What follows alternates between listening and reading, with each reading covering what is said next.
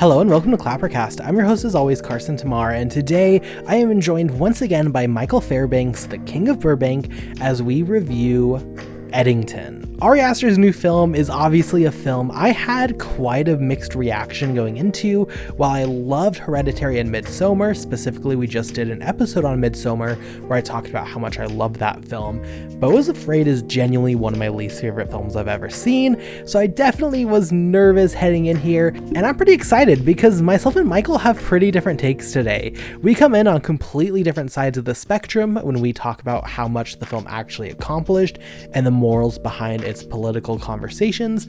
So we have a pretty good debate today. I think it's a fun one. So stay tuned and enjoy our conversation on Eddington. Okay, hey Michael, thank you so much for joining us today to discuss Eddington, a review. Just to be transparent, it's been like months on and off the schedule. Could I bring myself to do this episode was the question. Somehow, I figured out I could be here. To be honest, I'm now realizing I was going to wear a mask over my chin the whole episode. Didn't happen. So sorry everyone at home. But this is a film I was definitely worried about going into. Anyone who listens to the podcast should know, overall, a pretty big Ari Aster fan. Myself and Hillary White just did our Midsommar review, really specifically breaking down the director's cut of that film. Absolutely adore it. Absolutely love Hereditary.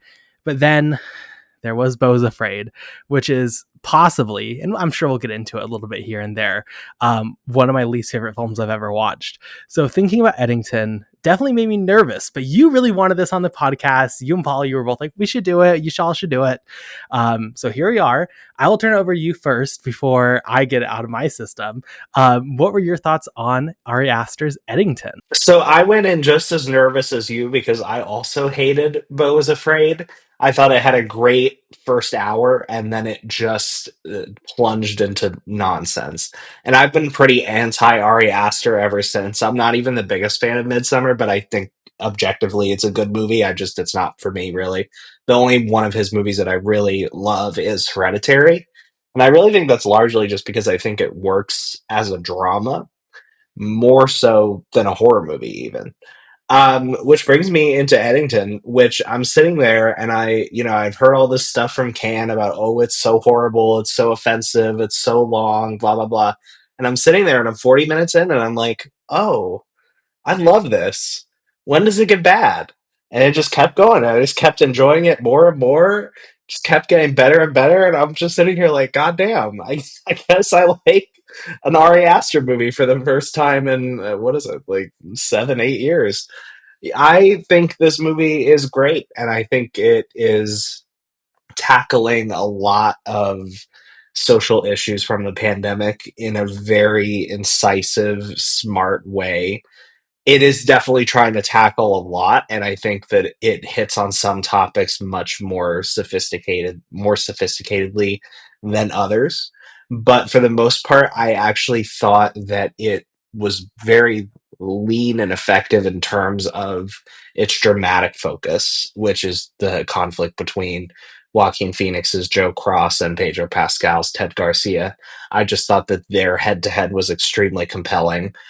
I personally, and I know we're going to get into this, I think that it plays on these attacks on white fragility in relation to the Black Lives Matter protests in a way that's actually pretty brilliant.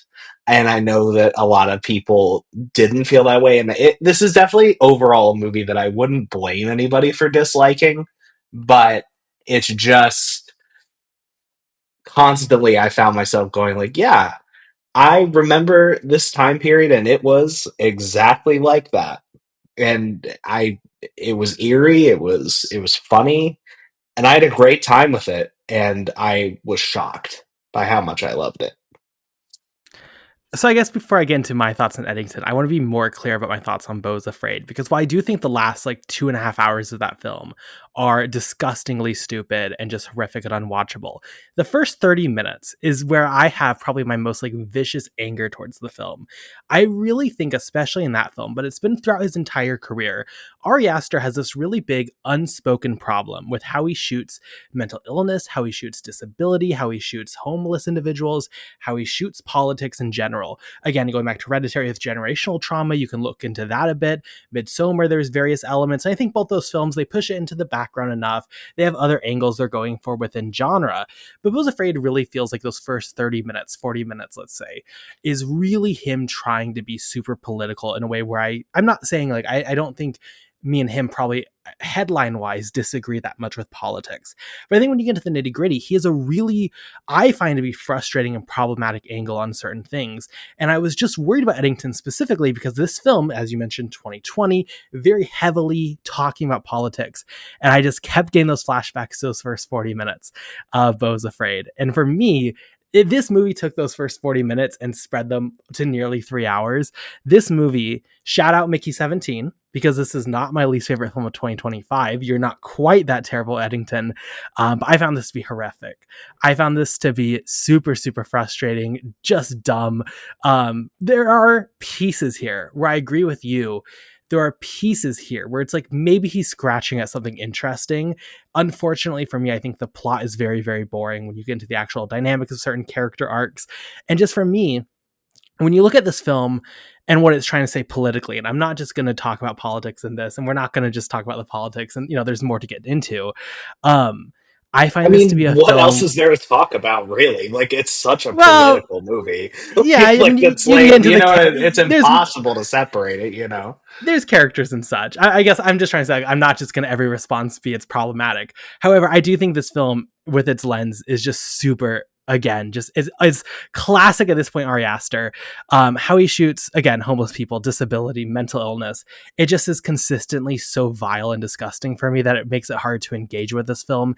And then you look at the 2020 side of things, which, like, peace and love, Michael. I felt like this was so inauthentic to that moment. I thought it was so, the thing I can best describe is it felt like an adult standing over a child dangling their keys. And he's like, look, it's like masks and Black Lives Matter. And you remember the COVID? And everyone's like, oh my God, I remember when we wore masks. And it's like, no, this is, at least for me, man, maybe it was different where you were living.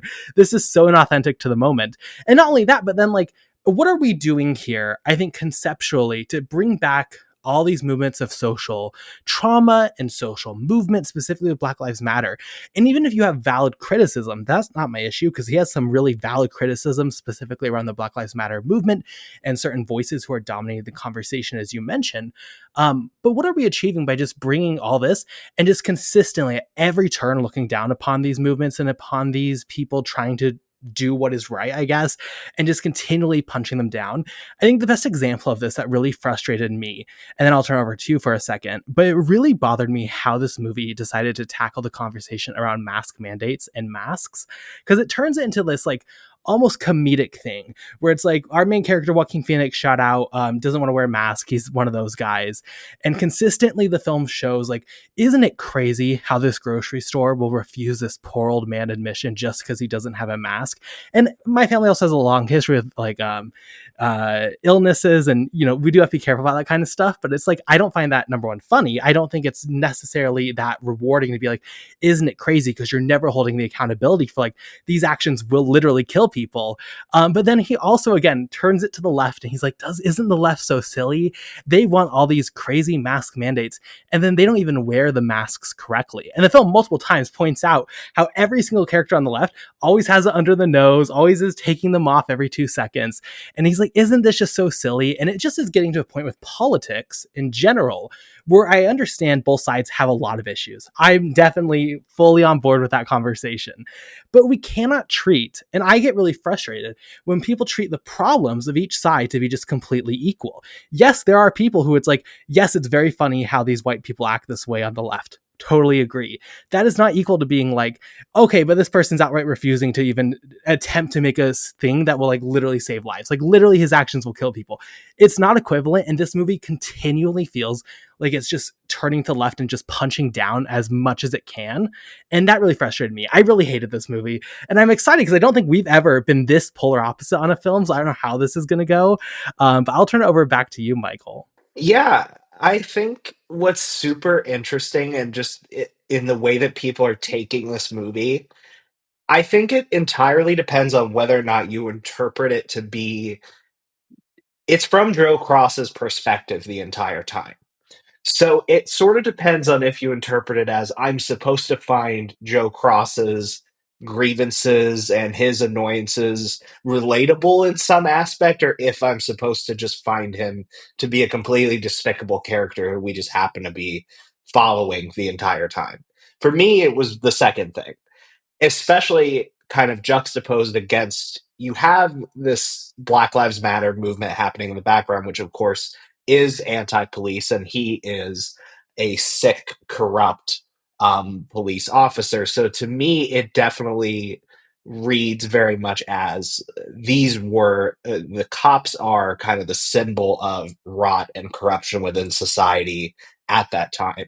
So for me, I can take it as yes, like there are these scenes where Joe, like you mentioned, is in the grocery store and he's pissed off about the mask mandate and how he has to like walk in a circle or whatever. But I'm not sitting there going thinking that like Ari thinks that like I'm laughing at the dumb people who won't like let the old man in who won't wear a mask. I'm sitting there laughing at like, isn't Joe Cross a ridiculous person? Why is he making such a scene about this situation? And I really like, I don't really begrudge people either way because I think that he definitely in certain aspects that I feel are a little spoilery and maybe we'll get into later, he definitely blurs the line a little bit in terms of where he stands on certain things. But for the most part, I think that it is very much focused on this man's moral rot. I just think that sometimes when a movie is dealing with a protagonist who is so evil, and ironically enough, with Joaquin Phoenix, this seems to happen all the time. They people kind of wade into is this movie endorsing or supporting this person's behavior just because we're following him? And I just in this case I found it to be exceptionally clear that that's not the case, especially considering how everything goes down in his internal life with his family, Emma Stone, his wife, and her kind of falling into this cult led by Austin Butler, all the external factors, how his schemes go awry. To me, it's just so not on Joe's side that I just don't. And there is kind of the argument of like, oh, but why is Ted Garcia Pascal's character also kind of painted as disingenuous and screwy and corrupt. And I mean, to me, that's just true to life, but there's just anybody who vies for power and vies for those kind of positions. You sort of have to be a disingenuous person to want to manipulate people in that way, at least 90% of the time. And then I think the location is a big factor too. I'm not going to sit here and act like I was in, rural New Mexico during the pandemic. I was in Burbank, very much living a comfortable lifestyle for the most part. But I do think that you have to look at the fact that this is a place that is so removed from the zeitgeist of the big cities or even the big suburbs that I think that what Aster is poking at with making fun of the kind of left wing kids is that these kids are really just kind of looking for community in any form or aspect. And they don't even really have like black people in their lives.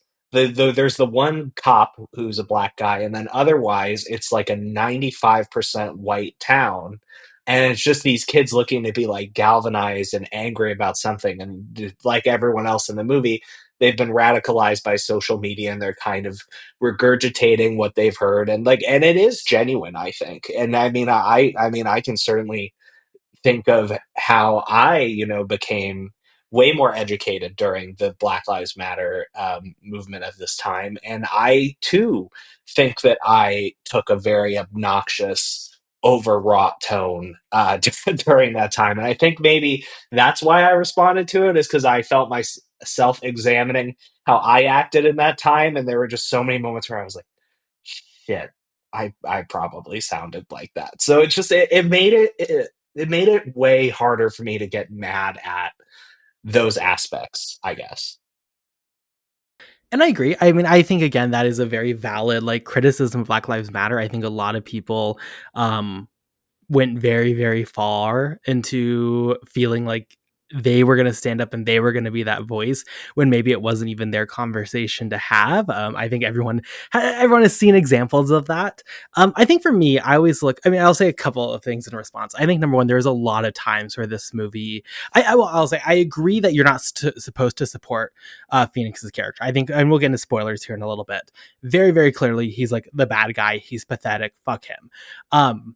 I think this movie is trying to do more of a two sides thing, showing how both sides are bad, which again, I don't mind per se. I always view film as being like, this is a wide release. It is going to the lowest common denominator as far as people who are critically thinking, who are going to reflect on this. In a moment where also we're in like currently in the rise of fascism, so much fake news across the board. Like this COVID, this event that is being studied right here is 5 years. That's not that far away. To me, I feel like you have to hold some standards and some caution and some being a little bit more explicit with what you're trying to say, and with that conversation being so raw and being so modern to this moment. And for me, Aster doesn't do that. I mean, again, and beyond that, it just every 2 minutes the homeless guy shows up and starts yelling, and you're supposed to laugh because it's like, wow, this guy's fucking crazy. He's laughing while they're all doing their moment of silence. I don't know. I think there's a lot here that didn't do it for me. I will say, I think Pedro Pascal's character, I was really frustrated. Probably the most frustrating part of this film narratively is I wish we got more time with him. Not to spoil anything, but I do think that dynamic was probably the most rich dynamic actually here, being these two characters going back and forth, examining morality, examining like both trying to do right for their community, but they're both obviously misguided in certain ways, and what are their true motivations. I felt really frustrated that we only got a handful of scenes with him at all. Granted, I don't think his performance is that great, to be honest. I think Phoenix is much stronger, and still it's Joaquin Phoenix and Ari Aster film. It's not going to be, my cup of tea per se. I felt like that dynamic was super, super underbaked. And then we'll talk again, we'll get to spoilers in a minute. The conclusion to that dynamic is very abrupt. It's very early, it didn't give me what I wanted. I was quite disappointed by that side of the film also. I do want to briefly address the homeless guy point that you keep going back to, because I think it's valid, but I also think that it's very different from Beau is Afraid. Beau is Afraid, I completely agree that it was like a grotesquerie thing, like 100%. In Eddington, I think that it's way more clear that it's supposed to be like the people in the town find this guy to be kind of a like inconvenience, like you said. So I think like Aster's shooting him like you're these people in the town who are supposed to be going like, ugh.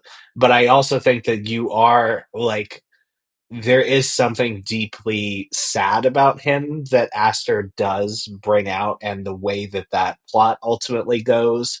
I think that it's impossible to say that Aster feels no sympathy for the guy at all, considering what a horrible way he's dispatched, and by who and for and why, which is to say, not really for any particular reason. And I mean, I think that that does hold a certain commentary about how police treat unhoused people, and I think again that is definitely true to form. But I I definitely see like why you would transfer The your energy it gives hatred to. me is it gives like Caitlyn Jenner, I'm sure, is really sad about the person she hit and killed with her car. Do I think she's actually that sad, or do I think she is sad when she wants to kick the homeless people out of the street to like build her new airplane hangar? I'm sure she does feel bad. I don't know if the viewpoint we have deeper than that is necessarily aligned. I But guess it's more that it's trying to capture like the not the person who actually kills the other people, but more the perspective of the people who kind of look away at this person who's obviously going through something terrible, and don't help when there could have been but something that could yes, that could have happened. but is I that don't think it's the reflective of the deepest thing in the. time even though? Like I feel like there was a lot of policy people were trying to pass to try to like help unhoused people at the time. Like I feel like that was actually a big conversation. again, maybe not in New Mexico, very valid, everyone. Like, I'm in San Diego, maybe we have different policies and focuses than other people, but like, so then we're reflecting on 2020, but I don't know, maybe it is, I don't know. Well, I think that's exactly it though. It's like the setting is a huge aspect of everything in the movie. Like you're absolutely right. Like if it was a more like a bigger suburb or a major city, like those conversations, there would definitely be a wider breadth of people who would probably be trying to help this person. But because it's such an insulated community, I think this guy is even insulated from them. I don't Do think you, it's the best thing in the world, but I do think that it's not necessarily like a purely grotesque I thing agree. I like agree. It's not Bo's as bad Afraid. as Beau's Afraid. Beau's Afraid is another level than on every scale imaginable. I definitely agree with you there. I guess for me, it feels like Ari Aster is like, let's also be clear. He's a guy from New York who like is rich and lives in Los Angeles, probably, or New York, one of the two. Like, I don't think he is also bringing authentic. Like, to me, this film does not feel authentic. It feels to me like when Trump goes on to like a press conference, not that I'm calling Ari Aster Trump to be clear, but like, and he's like, in LA, they're doing these protests and they're burning the city to the ground just recently. And like, we need to send in the teams. And it's like, that's not reflective of the situation. To me, this consistently felt like when it talked about every topic, whether it be Antifa, violence, Black Lives Matter, masks, so like just societal division in general, it feels like if you made a movie from like how Trump describes things and that exaggerated point of view, where it's like, is this really reflective? And like, yes, I guess it is very contextual to New Mexico and smaller populations, but I feel like it's also like very clearly trying to make statements that apply to the country as a whole. It's a wide release. It's not just going to play in New Mexico. I just have a lot of issues with that. But what were your thoughts on Pedro Pascal's character and that side of things? For sure. I just also want to point out I just quickly Googled this because I thought I remembered. He actually did grow up in New Mexico. He was born in New He York grew up and in New then Mexico? yeah. Wow. Um Folks, that's why you don't Wikipedia things while you're recording a podcast. Sorry, King Aster.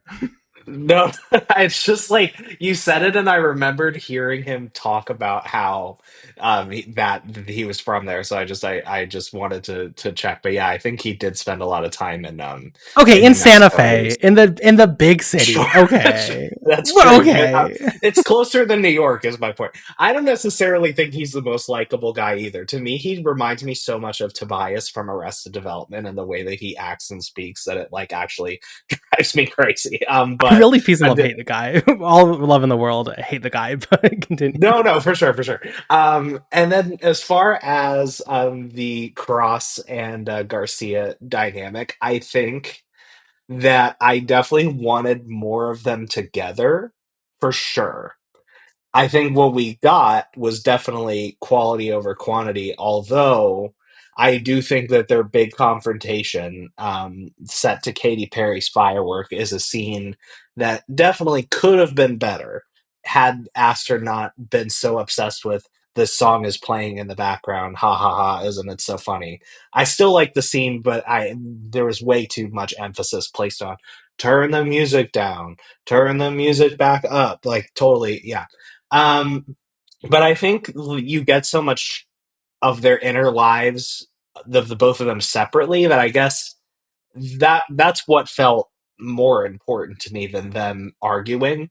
Because I think if it had just been a bunch of like them debating each other and etc., then I think the movie might have even come off more centrist because you're basically like what you've been saying, like you're holding both sides of the argument with equal validity and like wanting to hear, because there's not much for these guys to do, right? Like they're stuck in this town, they're insulated from everything, they are running for mayor, but everybody's inside, they can't you see the one campaign event that Joe throws, it's like sad, there's like five people there, like there's not much in the way of like the mayoral election side of the story that they can actually do. So I guess I just felt like it was more important to see their inner lives, and I loved all the stuff with Garcia and his son. I really thought that added a lot of texture to his character, how he um, how he wanted to be perceived versus who he actually was. and how his veneer of like being this guy who was like left by his wife was so thin that even like his campaign ad just seemed ridiculous, and like it really seems like he was the mayor just because like he's the only guy in the town who was willing to do it. I also did think Pedro was quite good. I don't think it was like incredible, and I think that Joaquin is way better.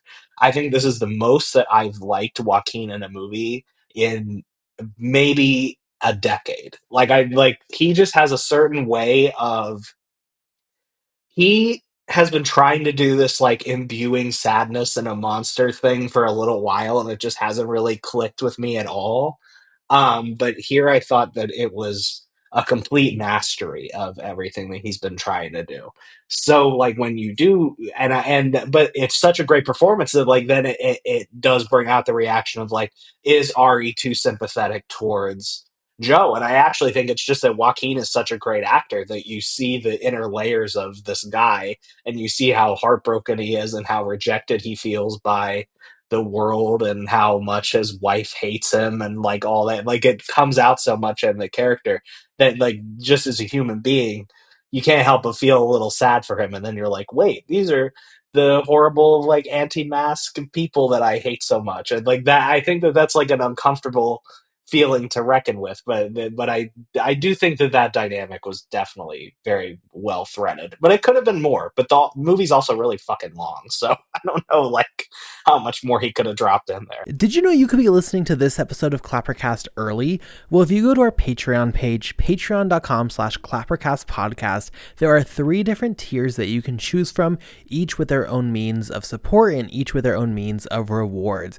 You can get access to early episodes, bonus monthly episodes, bonus reviews. You can see our schedule early. Of course, thank you everyone who's already joined us on Patreon, and we hope to see you over there soon. I see that point. I am actually, maybe this is going to even contradict what I've been saying to this point. I kind of wish we went deeper into Joaquin Phoenix's character as far as building sympathy for him, not for his ideals. But I think it is interesting to explore a character like that and be like, well, what's the human cause behind him? Because he's not a monster per se. Like he's a human. All these people who we disagree with, no matter what side you're on, the other side are just humans. And I do think everyone's authentically trying to do like what they think is right. Granted, I think, there are objectively some good ways and bad ways to go about that as far as harming people. I just didn't find the film even to be that compelling for me, at least on that side. I didn't think it necessarily provided anything that was overly fresh or new. As we continue this conversation, I do think it's a good time to open it up to spoilers at the same time. So if you've not seen Eddington, get your butt to the theater to see it if you want to see it. It's like 3 hours long. Ari Aster, I hated it. Michael loved it. Go see it for yourself and let us know what you think. But if you are sticking around and you've already seen the film, you will know, again, halfway through, like Pedro Pascal's character dies at the hands of Joaquin Phoenix's character, and rather, I guess, his bullets that he shoots, he blames it on the black police officer. So, like, yes, I agree. I don't think I think if anyone watches this film and genuinely comes away with, like, it wants you to be sympathetic for him and love him, I think, like, kind of even concerned about just like how you view morals in like basic events, because I think that's a crazy take to have. I think for me, I really disliked how early Pedro went out. Kind of already mentioned that, but I think that was super compelling. And then you just watch just this chaos of this final half of a film, where Antifa comes in, there's violence, they're trying to kill the sheriff. Like there's so much noise. It feels to me almost like he's going for like a Nathaniel West's Day of the Locust, where he just wants that craziness at the end to really paint a portrait and a tapestry of just like, isn't it wild how violent everything got and how crazy and how far away from being human we all were. At the beginning of the film, we're like, oh my God, isn't it crazy they're denying this guy access to a grocery store? And now we're just to like unstoppable violence. Again, for me, it's just like, not only did I think that this was a poor conversation on Antifa and on the largely exaggerated violence towards the Black Lives Matter movement, which is like, number one, the main talking point, if you talk about those movements within red circles, is like their main talking point is like, oh my God, you mean when they looted everything and destroyed everything, and thank God we had people travel across state lines to shoot innocent people at the protest? Like, I think that is a rough conversation to go in as far as a direction here. But I also never thought it was like ever overly shocking or moving in the same way like Mother, for example, has just chaos at the end. And it truly is like a haunting scene, and it truly is memorable. For me, there was nothing here that I thought to be overly shocking. When he blames the police officer, that was like that's a that's a moment that is memorable. Outside of that, I can't really say much here in the second half. Um, Felt overly worthwhile or interesting. Even societally, like again, I see the points with the Black Lives Matter movement, and that conversation towards the first half. I don't really even see a lot of that same level of conversation attempted here. I definitely think that the second half is not as strong. And I think that in particular, the part that find thorny is the like shadow Antifa guy who finds himself chasing Joaquin Phoenix in the third act. I've heard some interesting reads on it. I've heard some people say that the guy they think that the guy is like an agitator who is sent by the tech company who's building the facility in the town to try and like stir shit up and blame it on the Black Lives Matter movement, which they're certainly they embed police officers into protests to try and agitate them. I think that's a decent interpretation. I heard that some people said that they think that there actually is no Antifa guy, and Joaquin is just having like a psychotic break where he's kind of just shooting at nothing and no one, and then the guy who ultimately like stabs him in the head is just like a different person. I thought that was interesting, although I don't really think it makes sense.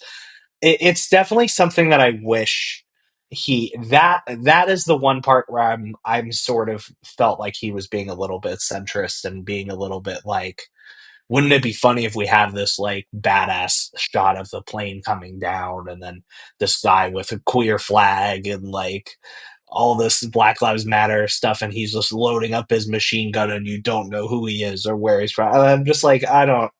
This part I think does require a bit more clarity. So you got me there. I don't really have much to say about that. I think that it's a great sequence. If you take that out of it, I thought that it was a really suspenseful chase and shootout.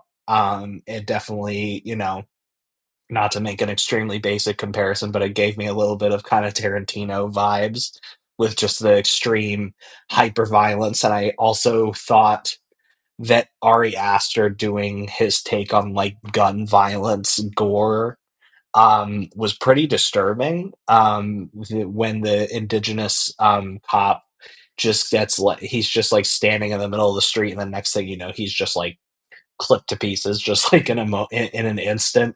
That I thought that was extremely disturbing, and like pretty much all the gun violence, I would say, it kind of hits on that. So that's more what hit for me in that part is like, even though I felt like the depth of it was sort of untangling.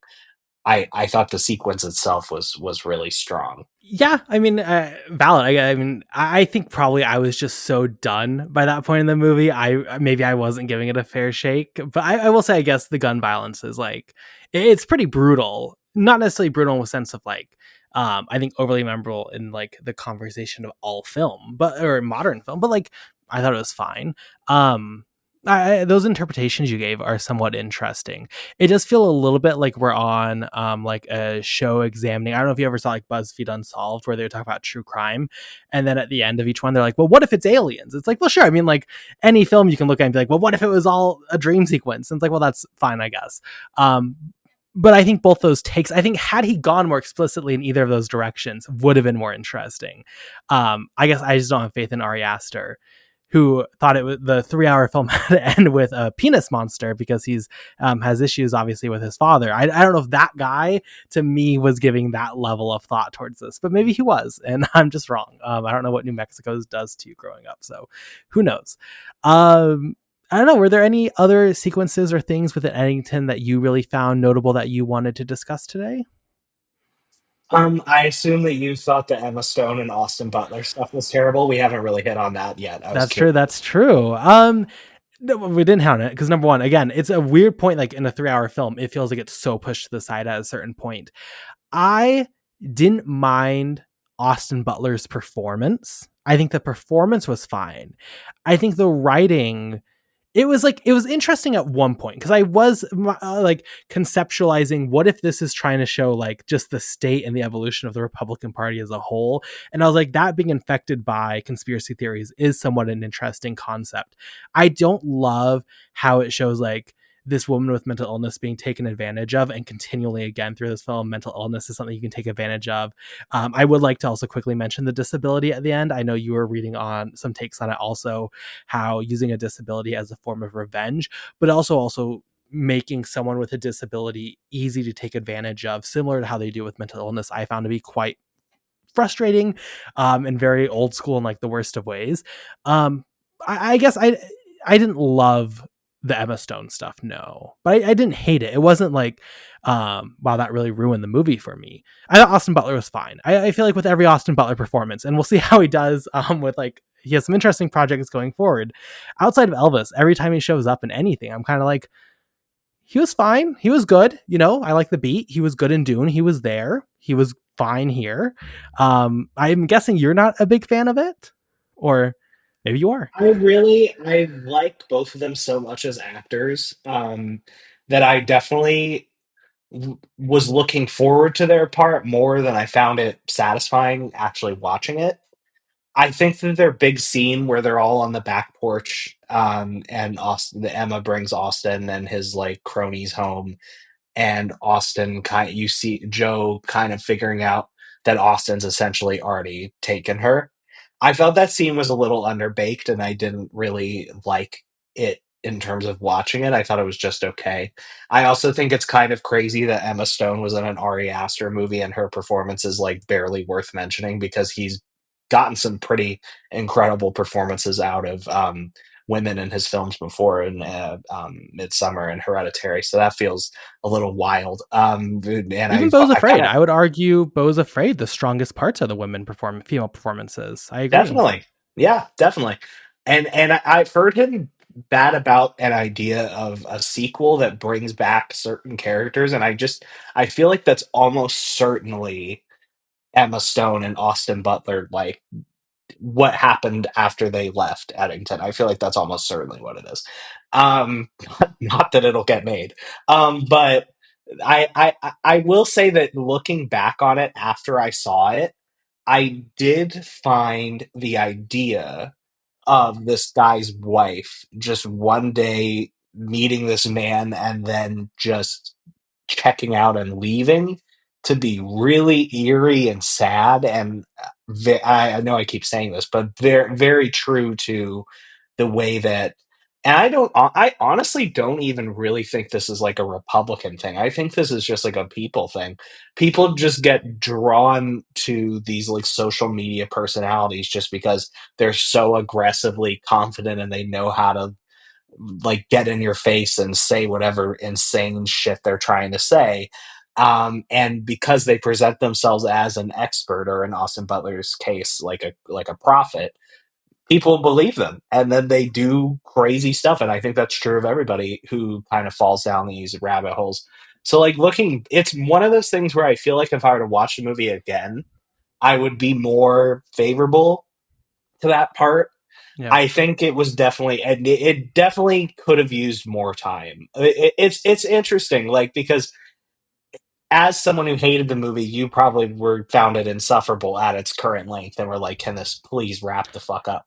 I was like, I think I could watch an extended cut of this. If he put out like a 3 hour cut of this, I would my ass would be there. I would absolutely watch it. Look, And I I wouldn't be do. there, but if we're to cut 2 hours of it out, everything outside this, and then really go into this single concept, I would be here for it. Like, if we made a director's cut where we just got rid of all of Eddington and reshot an entirely different film starring Austin Butler and Emma Stone, I could be convinced. I'll be I mean, honest. maybe that'll be the sequel. I mean, if he gets to make that, like that sounds like that's what it's going to be.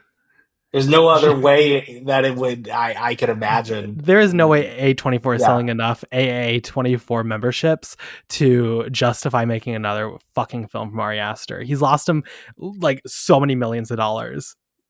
Jail, I director's think they'll keep jail. making his movies. I just think that I don't think he'll get a sequel to this made, but I think that he'll always have a certain pull.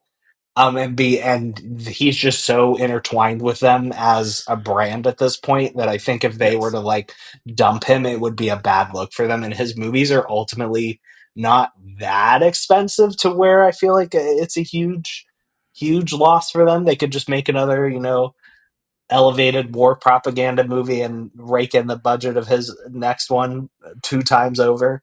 So, This one I, is still I 25 mil. I mean, that's half of what Beau's Afraid was. I will it's not say, cheap. I think though, if they do reduce his budget, I think this is a director, and it's so hard for me to talk about this director because again, now he's made two 1-star films for me. But like, I think with restriction, he is phenomenal. I think he's probably like one of the more exciting voices working when you restrict him both on size of production, length of film, and on what topic is being covered. If you're like, hey, we're not doing another politics one, we need something that plays more generally, just go make a horror movie that has these themes. I think he could kill it again. At least at this point, we'll see it. Maybe it's a Neil Blomkamp situation where it's just never going to recover. But I do think like he has the juice. And even in these two films, he has these moments where it's like, if he got a better screenwriter, if he got a restriction on the size, like I think he could deliver bangers still. Yeah, and I think that speaks to, this culture of like someone makes a great movie and then suddenly they're immediately an auteur. Like they don't have to like I feel like before people had to make like a few really good movies before they get elevated to this like status of, blank check movies. And not that these are necessarily blank check, but like they're for A24's ecosystem, they pretty much are. I I mean, think the yeah, I checks think they get from movie theaters are blank. I think that's what you might be well, referring yeah, to. that's for sure. I don't know. I definitely see why they went all in on him after Midsummer, because that was such a success, and I think that like still people talk about how much they love it. I think Beau's Afraid definitely should have given them pause, especially since this almost feels like him and Joaquin Phoenix are doing some kind of like spiritual series of things together. I'm personally glad they let them do it, but I mean, from a business perspective, probably wasn't the smartest thing. I would like to see him pare down a little bit on the next one though, and kind of go back to his roots. But I wouldn't necessarily even mind if it wasn't horror. Like, if he Yeah. just wanted to do like a drama, I think that would be cool. I know he said that he has like a sci-fi concept. I feel like that is not what I want to see. Can't say that one is that's the genre. Spend more money on me. I feel like is not but although like Well, I feel like I A24 could will do it. I like here's the yeah. thing. A24 is, and I mean this with all the love and respect in the world, the stupidest company in the world right now when it comes to production and distribution. Distribution especially. They just like have decided they do not want to make money. They just would rather make bad movies that no one sees. That's their goal as a company for some reason. I don't get it. They've had a great year this year though, I will say. They've had Bring Her Back, they've had Sorry Baby, they've had I didn't see Sorry Materialists, Baby. they've had this. Those are four that I Death of a really like. Unicorn, Legend of the That okay. Oichi. Well, I didn't see either Hold of on. those. Other two of the horrible. Yeah, I mean, they had materialists that lit the world on fire, as we all know. So Did you like it? I didn't see it, Oh, okay. unfortunately. I will. It's on my list. I need to see that. I need to see Sorry Baby still. Um, yeah, I don't know. I don't like A24, High highs but and I low have a lot lows. of thoughts. I have a lot of thoughts with like award season drama with them, so I don't. I'm Yeah, biased. sure. Yeah. Um, Alas. I don't think this um, movie's going to be in any of those conversations for sure. Oh, but I I think cannot wait for them to send me the link 24 hours before I vote, being like, please watch all 10 of our films. And I'll be like, no, I'm sorry. yeah, to distribute them in places where they can be seen. No, they don't. Why would you make your films visible, Paul or Michael? No, Come on. Come on. come on. I'm That's just like, why. what really happened me with them last year is I feel like a different man could have gone all the way. Oh, That was 100%. a great movie. That was so good. That was like actor, supporting actress, screenplay, picture, like knockout, like all categories worthy, It and could they just have. like buried it. It really could have also, like, it was the right project for that, and they dropped it because they listened to some early buzz and they said, "Wait, Luca Guadagnino's queer? That sounds exciting." When it, like, on paper should not sound exciting at all for A24. They should have stayed the hell away from that film, and I love it 5 stars. But like, they bought it before it premiered. Then it premiered, and everyone like hated it, and then they were like, "Oh, we spent like $30 million on this though. Give it limited release and never put it wide." Iconic. Yeah, there's shit that, like, how do you drop that? How do you drop the Brutalist? I don't know, but valid, everyone. I didn't even like the Brutalist even, but still should have done more. A list. I gave it 3.5 stars because I feel like it has a certain level of quality that's kind of undeniable, but I hate the movie. I almost Yeah, left during intermission. I was just like, "What am I doing here?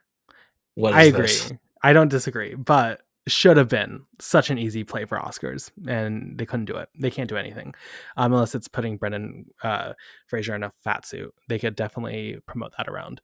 Um, Shut I out. wonder if they're going to get this movie where he's Japanese, or he goes to visit a Japanese family. He's I'm joking. Oh my He's in god. this movie called, like, it's not Instant Family. It's The something way like I that. fully believed you, the way I fully was No, like, he does, no, I fully, it was like, he does brown face and he acts Japanese. I believe you, and A24 will no. buy it. It's this movie called, it's gonna be a TIFF.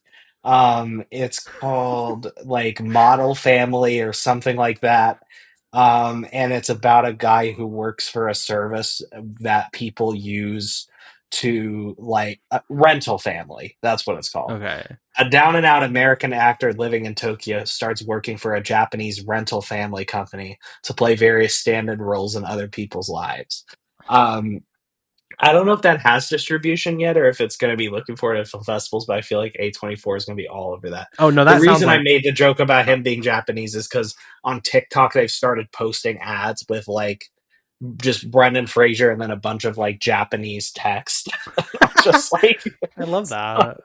people are like, no one knows what the movie is, so everyone's just kind of like, huh? I think that's probably going to wrap it up on Eddington. I mean, I don't know there's much else to get into. I feel like this movie, it's better than Beau's Afraid. Again, I will 100% give it credit for that.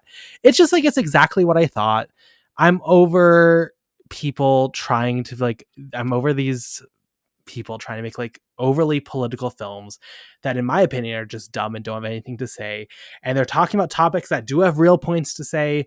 I think Ari Aster is a hack, and I hope he never makes another film again, or if he does, I hope it's a smaller film and he goes back to being a great filmmaker, because he was for a while there a great filmmaker. But I'm happy again. I'm genuinely happy. And, you know, shout out everyone who didn't love our Superman review. I am happy that people enjoy movies. I don't need to be the correct voice on it. So shout out everyone who's cheering on Superman. I hope afterwards they go. I hope everyone who goes to Superman and is like, ew, he's woke, he's saving children lives, can go to Eddington and be like, hell yeah, shoot the homeless person. Oh my God, they're so weird. I hope everyone gets something out of cinema this month. Michael, any last thoughts on Ari Aster's Eddington? I don't know if I can top that. I mean, you're you're like, only horrible people like it. Anyway, Michael, what do you think?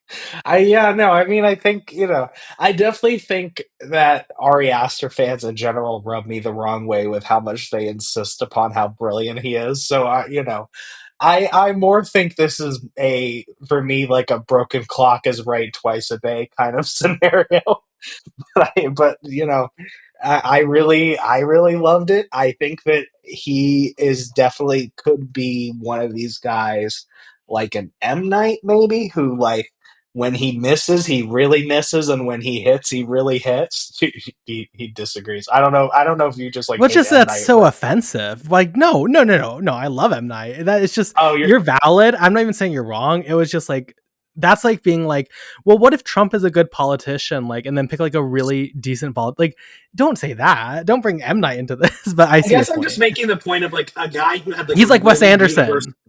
Well, I'm just saying, like, a guy who had a really universally loved first movie, who then went on to make things that are pretty much Shout divisive out from then on.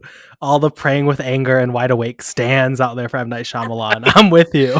I no, I love M Night, and that's the thing. Like, I think if Ari like ends up good, like if he makes this like weird sci-fi movie and it's also great, or if it's like a total failure, I'm kind of. I think I was like if this sucked and Beau is Afraid sucked, and I thought Midsummer was kind of, bleh, I was gonna be done. But now that I liked this so much, I'm Yeah. now reinvested in the possibility of like maybe I do like this guy. Next time I'm gonna be going in more positive, which I have an almost pathological ability to hate every movie I think I'm going to love and like every movie I think I'm going to hate. So now I feel like next time the paradigm is going to shift again. But I mean, for now, Ari, you and me, buddy, we're good. We're chilling for now. I think it's worth watching. I think that it's worth your time to see it and make up your own mind about it.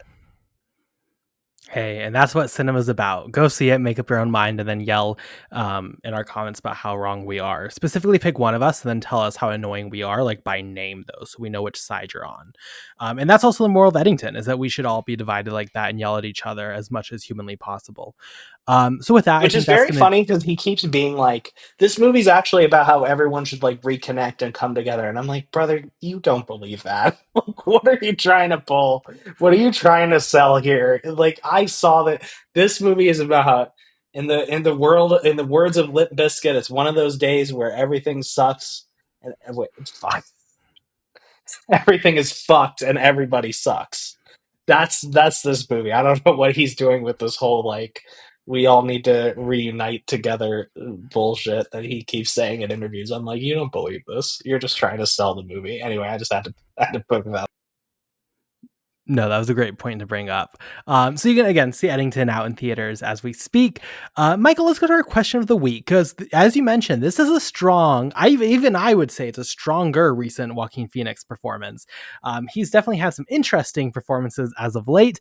But today we're asking, what is your favorite performance of his filmography? Michael, you can take it away as the Joaquin Phoenix stan here on the podcast. We know this is your boy. What is your favorite performance of his?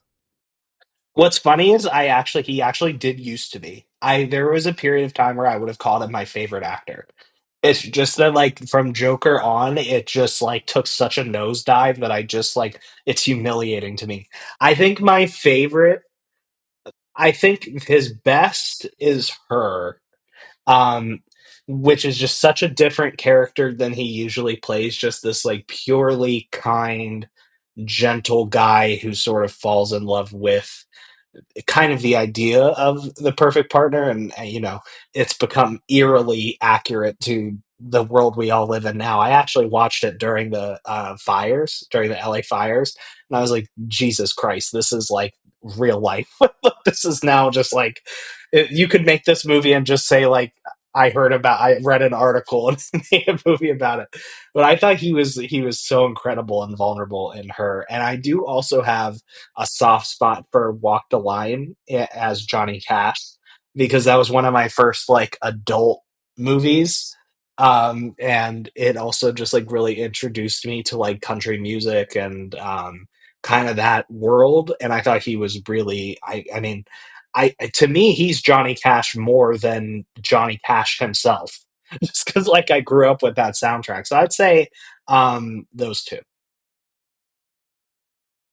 I'm not going to just be a broken record. I do think he's incredible in Her. I think that is a phenomenal, phenomenal performance. I will also shout out Napoleon. I don't think you're a fan of this. I love that film. I think it's so underrated. You can check out our 2 episodes on it because yes, we did do a second episode for the director's cut on Apple TV Plus because we love that film on the podcast. So I think he's really, really underrated there. But my favorite has to be Signs. I mean, he is great in The Village. I think him and M. Night Shyamalan is a great pairing. But in Signs, I think he really, really provides a super memorable, super iconic even performance. I think like weirdly, Signs in general, I think is probably one of the more iconic horror films from its era that nobody talks about being iconic. But I think he adds a great heart to that film. Really, really love that. But I think he's overall like a good actor. I mean, recently he's been again, rough. He was really good in You Were Never Really Here. I will also shout that out. But yeah, I think overall a You good Were Never actor, Really but Here is yeah, so good. I've got to it see that is. again. I haven't watched Signs in a long time because the Mel Gibson of it all makes it hard for me to motivate to watch it. On Sure. this next cycle of M Night, I think I've got to go back and do Signs for sure. No, it's I remember definitely him being good a in great that. one. Have you seen The Village recently? Would also highly recommend Yeah, that. I did that. I did the Village on the last on. I did that before Trap. I enjoyed the Yeah. Village a lot. That was a No, it's great one. great.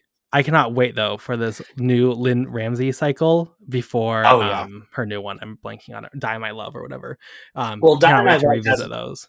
two of my goats. So I will be three is with Lakeith Stanfield, who I hear is barely in it. But um Jennifer Lawrence, Robert Pattinson, Lakeith Stanfield is like a movie that I would cast. So I will be there. But yeah, Yeah, I've got to watch You Were Never Really Here again for sure. no, great stuff coming out. So I think that is going to do it today for the podcast. Thank you, Michael, so much for joining me on this heated political debate in Eddington, New Mexico. Where can we find you on social media? I am on TikTok. I'm on Instagram. I'm on Twitter. Uh I write on Letterboxd, and that's it. That's where I am right now. And serialized. I watch TV shows and I post one sentence reviews of every episode I watch. I'm currently watching Buffy the Vampire Slayer. If you want to see some takes about, not really takes, but one sentence reactions to, I'm currently on the arc where Angel's gone bad.